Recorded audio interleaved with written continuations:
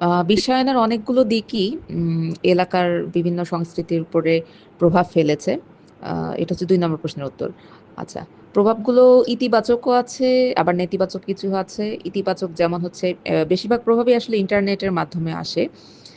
ইতিবাচকগুলো হচ্ছে যেমন আমাদের শিক্ষাক্ষেত্রে আ আ এখন শুধু পাঠ্য বই নয়, পাঠ্য বইয়ের পাশাপাশিও মানুষজন ইন্টারনেটের মাধ্যমে বিভিন্ন জ্ঞান অর্জন করতে পারছে।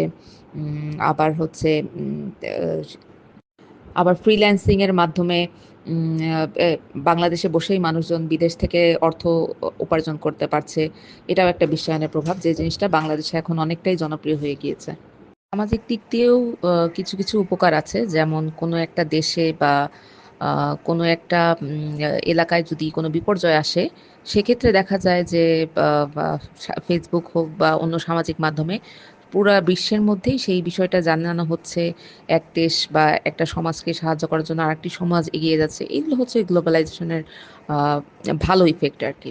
খারাপ ইফেক্ট সমাজে এটার পরিমাণই আসলে বেশি।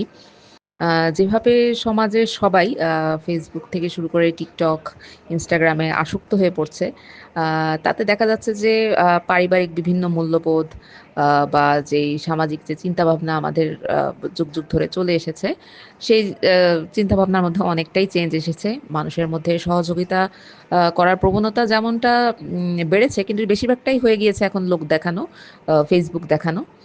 এটা হচ্ছে একটা গ্লোবালাইজেশন এর খারাপ দিক। এবং কিছু অ অন্য দেশের কালচার যেটা আমাদের দেশে ভালো চোখে দেখা হয় না, সে ধরনের অনেক কালচারই বাংলাদেশের সমাজগুলোতে প্রবেশ করেছে।